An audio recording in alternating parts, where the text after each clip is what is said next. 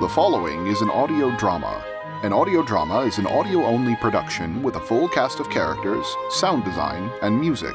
Headphones are encouraged, but not required. To download the full 11-episode series, visit MagusElgar.com. Within the multiverse sits a fantastic magical realm, a place we call Hearth.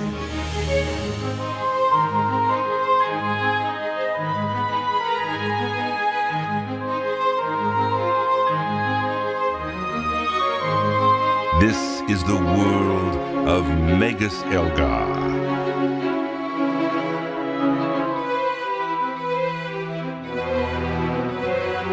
His tale continues here.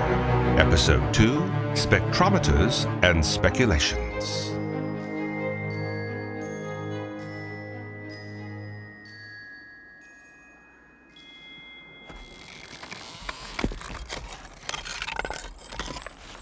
Hello? Hello?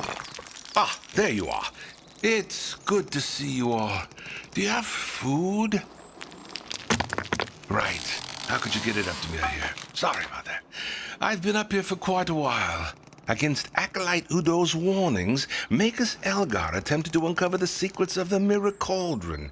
As a result, the two have been sucked into a portal, leaving the world of Hearth with one less brilliant mind and an intrepid observer hanging perilously several stories up from a harness outside the tower. I'd love to tell you the rest, but I think I'll be trapped here for a while. I say, you in the cloak, is this the tower of Magus Elgar? Oh, thank the elements. That's right, and what business might the esteemed double Trike Minister of Textiles and his bodyguard Gaat Ironball have here? How do you know that? Isn't it obvious? We have a reputation.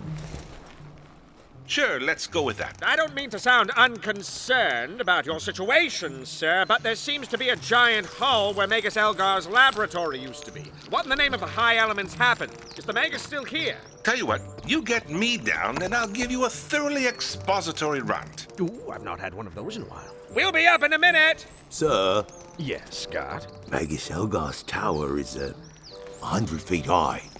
Right. We'll be up in, as soon as possible. I'm not going anywhere. There, technically correct. Better, Gaat. Should we trust him, sir? Don't like him knowing we're dealing with Elgar. People come to Magi for all sorts of things. We're here for a balance potion. Plenty of things you could do with a balance potion, yes? Dancing, acrobatic dancing. I thought we were keeping quiet because you were getting it to steal the Regent's It's papers. not stealing if you're just breaking in to disorganize the place. Magus, I am asserting my authority as minister to enter your tower. All right. You know I can do that for you, right? No. A respectable minister takes charge and leads head on. I don't pay you to do everything for me. I do like the breaking doors down bit, though. Figured it might make more sense for me. It's perfectly fine. I'm more than capable, thank you. This will be the last time Torbus flaunts his fancy appointment over me. Sir. He'll come to work without a single paper in its place and be deposed for incompetence. Sir. Then we'll see who has the last laugh. Sir. Because it will be me. Sir. I am a little busy, God. What is it? Door's unlocked, sir. Ah.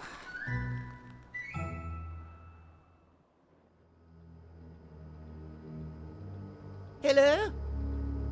Hello? Who's down there? Magus, you're on my foot. There's not much room to work with. It's not my fault you have feet. What do we do? I think I dropped my totem at the tower. I can't cast without it. Hello? Is that you damn blazing me kids? I thought I told you to stop stealing my volumetric flasks.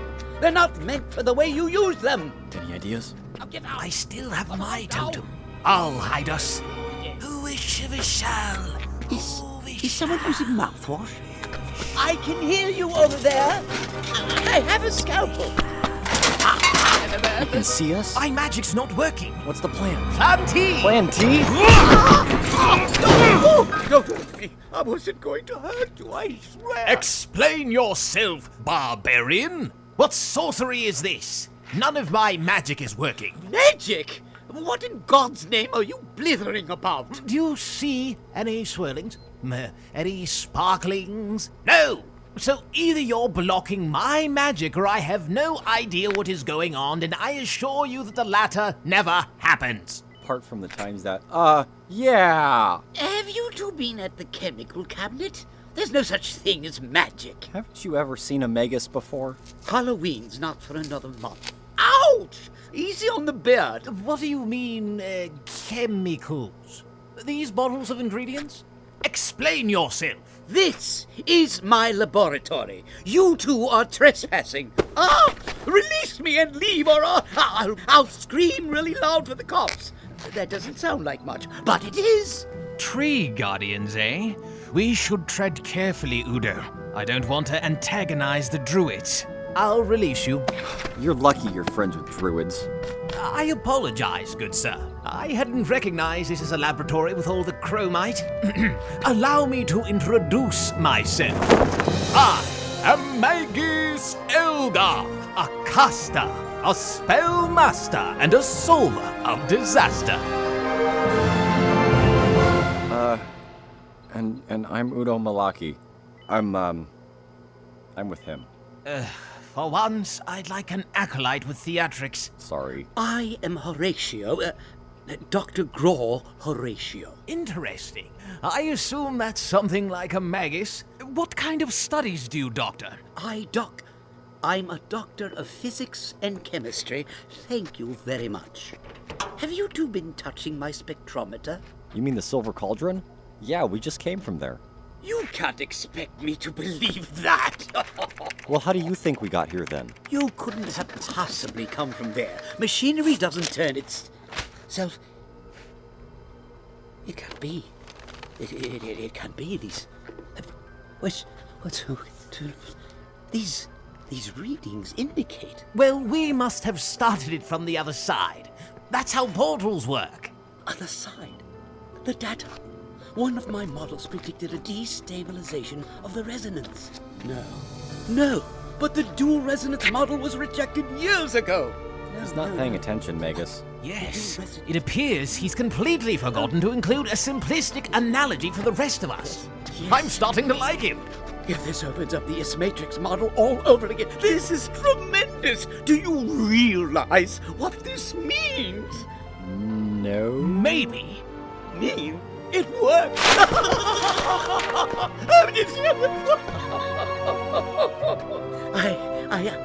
I think I need some air.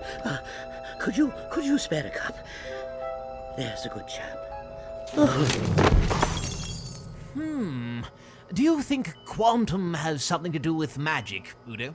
I'd love to see what kind of sparks quantums make. Maybe. He certainly seems like a Magus. We should probably help the doctor, at least before the broken glass sets in. Oh, thank you. That harness was starting to ride up on me. I'm also fairly certain I could use some food. Oh, I've got some travel biscuits. When was the last time you ate? No handouts! No, hey, that's fine. I wasn't hungry anyway. Do you know what happened to the Magus? The Magus has found himself in a world beyond our own. Where's that? No idea. They're probably dead. The explosion that followed them was massive. Oh dear. We may never learn of the great sacrifice the Magus made for the sake of magical knowledge. Well, let's get to looting.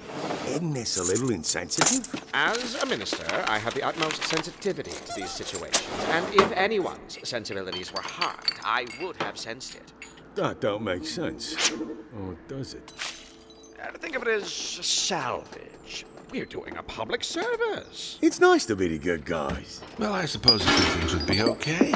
I've wasted enough time hanging out of his window. Might as well get some compensation. I suppose I'll take one of these books here. I found Dulceberry marmalade. Why does he keep his food in the laboratory?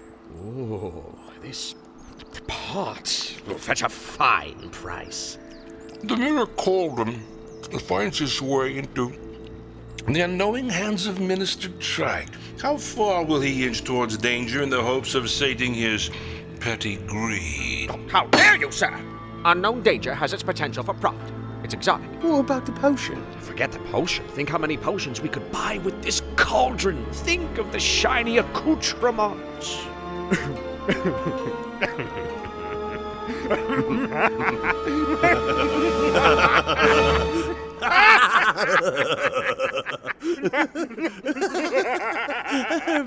I have no idea what that means. So, how do we wake him? I have an idea, but it's something unheard of among respectable magi. Oh! What's going on? Why are you two still here? Where would we go? Back to the confines of my obviously overstressed psyche. Oh, I knew I should have stuck to my homemade medication. Here, try some of this. Not bad. What is this? Mead. It helps when you're in need of a good excuse. I thought I smelled blissful ignorance. Probably the honey. Thank you. Now that you're awake and calmed down, maybe you can explain something to us. Do you know how we came from that cauldron of yours? It's not a cauldron. It's an electromagnetic resonant spectrometer. What is that? Some kind of artifact? It's more like a particle resonator. Yeah, that I understood less that time. It's supposed to allow me to observe and record interactions not perceptible by the human senses. Ah, it all makes sense now. It does. Yes, the mirror cauldron and the ghost scanner must be the same thing, but in different worlds. Spectrometer. Are you saying we're in another dimension? I had a theory about magic having a polar opposite. What we have here is a place of anti-magic. I'll call it Saigon. No, you won't. No, I won't. But I did theorize there would be more facial hair in this dimension. Hands off the beard. So, if what you're suggesting is true, your cauldron is the reflection of my work, but in a world of magic. And my resonator is the reflection of your spell, but using science? Knowledge and spirituality are dichotomous. I wouldn't go as far as that, but I don't understand one thing. I've never been able to get this thing to work. Oh my God, what is that? Some dimensional creature! Kill it! Oh, please kill it quickly! Someone do it! Calm do down. it in! I don't care! Calm down. He's a replica, and he doesn't appreciate being called a thing. It is hideous! He is my casting partner. It is hideous. It also appears to be secreting some kind of plasma. Put the poor thing out of its misery. I'll have you know, Kakkay plans to live a long and happy life. Just keep him away from me before I feel morally obligated to euthanize the slimy little thing. Fine. I promise we'll keep him down here as long as we're visiting. There's no need for anyone to kill anybody. Well, all this intense stress and energy has me craving a relaxing stimulant. Do they have coffee in your world? I say, come on upstairs. You can tell me everything. I like little stories with little creatures. There are many experts to be found in the great capital city of Vitrollo. You can find a seamstress to mend your robe, or a cleaner to undo the scorch marks in your home.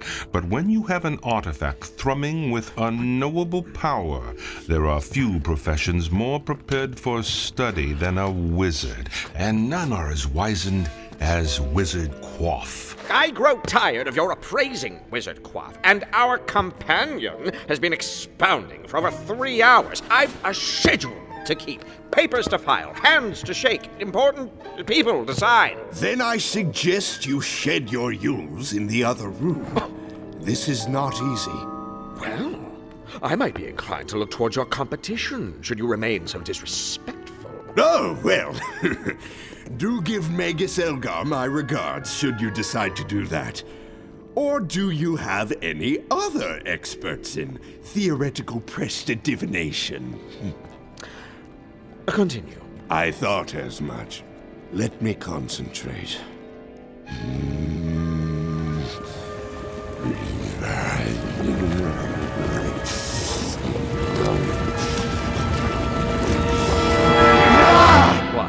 fine. I had something stuck in my throat. Oh, sorry. This cauldron is resonating with another realm beyond our own. It is my theory that this realm is that of the unblinking. Elements preserve us. That's impossible. I keep hearing about this from my constituents. What, pray tell, is the unblinking? Down amidst the endless abyss of Acheron and Memnis lies a fold of existence unfathomable to the undulating mortal coils. This realm is perceptible only as infinite eyes, always watching, in constant judgment. Understand, the eyes are but our interpretation of something too horrifying to comprehend in our three-dimensional sane world. Imagine an entire dimension dedicated to just observing. Observing endlessly, constantly consuming experiences. Watching you read. Watching you sin. Watching you pee. Watching you pee! Why does it need to watch you pee?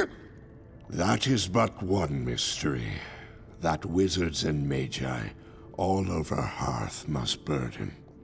I think I peed a little. Oh, man. Am I part of the unblinking for saying that? Yes, Minister.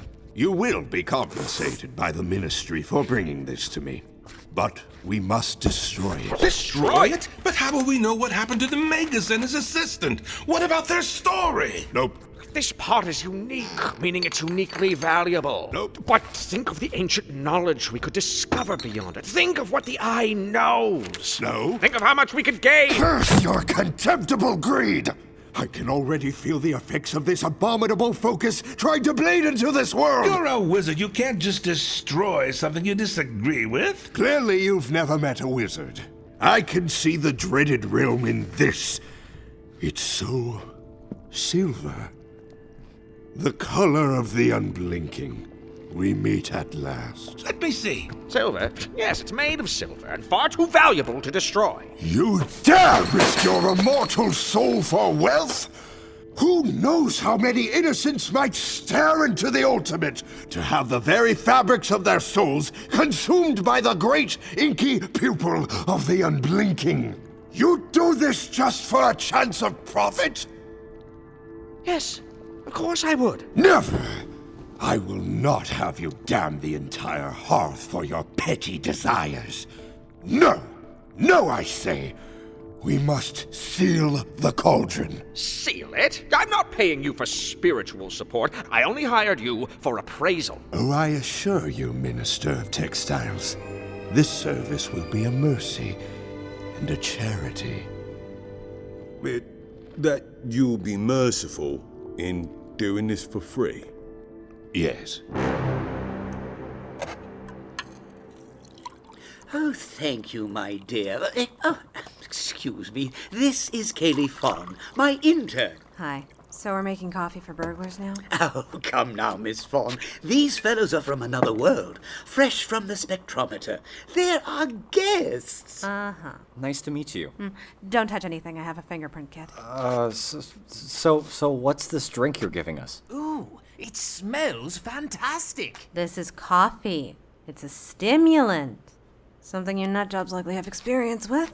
It looks a bit like molasses. You grind a special seed and dilute it with hot water to make you feel more energetic. Have you seriously never had coffee before? So it's dirt water. It's a bit more complicated. My goodness.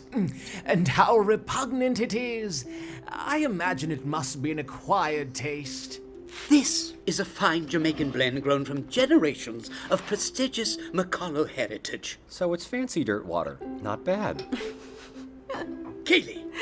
I guess it's sort of like dirt water, isn't it? If it weren't for my coffee, I wouldn't have built the spectrometer as quickly as I did. Oh, do tell. Is coffee a key ingredient to the experiment? He's a somnophobe. A what? He's afraid of sleeping. I am not. I have no need for sleep. Come on, everyone needs sleep. Not with coffee, they don't. Thanks to coffee, I can accomplish more in a week than a regular scientist can in a month, with just as many psychotic breakdowns. It's quite economical in the long run. Remind me to bring some coffee back to the tower with us, Udo. Already forgotten. So, tell us about your magical world. What is it called exactly? We're from a place called Hearth. Like a fireplace? Our world isn't home to demons, if that's what you're implying. That's really more of a seasonal thing. No. Home is where Hearth is. I think that's the saying. What about your world? We call it Earth. Sounds like a dog fart. Oh, grow up, Miss Fawn. Well, it kind of does when you think about it. Look, this is all really fascinating, but a disturbing thought just occurred to me.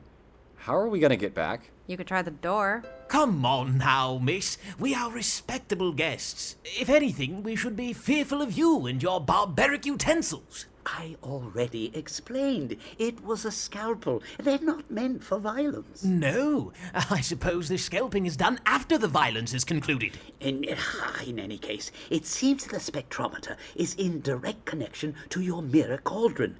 How did you break through the barrier between dimensions? Well, it was a matter of channeling the spirit in just the right magnitude. There's quite a few tried and true spells that, when properly coaxed, can provide enough power to punch through the veil. Or he was too busy drinking mead to notice he shouldn't be able to.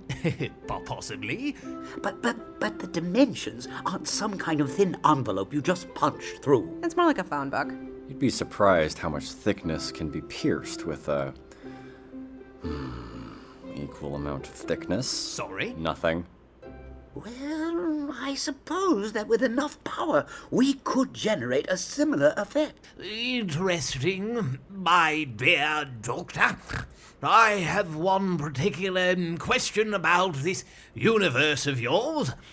And that might be? Does it always spin so much? Oh, God! They've passed out. We must have infected them with an alien disease. From the moment they arrived, they were doomed, felled by the tiniest creatures that God, in his wisdom, put upon this earth. Not exactly. Kaylee, what did I tell you about infecting our guests with cultures? Don't be ridiculous, Doctor. That would be an irresponsible way to treat an experiment. I poisoned them. You what? Will the Magus and Udo ever find their way back? What horrors must they be suffering? Will Minister Trike treat the mirror cauldron with the respect it demands? Will I get some bloody answers from this stupid cauldron? Stop shaking the cauldron! It's my house, and I will be the one chanting obscenities into the cauldron! I call chances! Find out next time.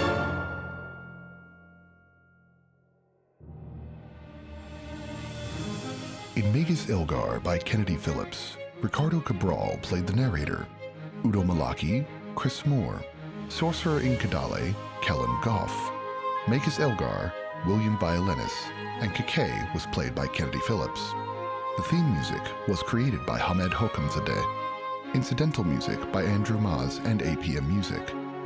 Vocal performance was directed by Andrew Cornell. For a full list of credits, please visit MagusElgar.com. Magus Elgar is a Melody Gun production mucked about for the entertainment of listeners like you.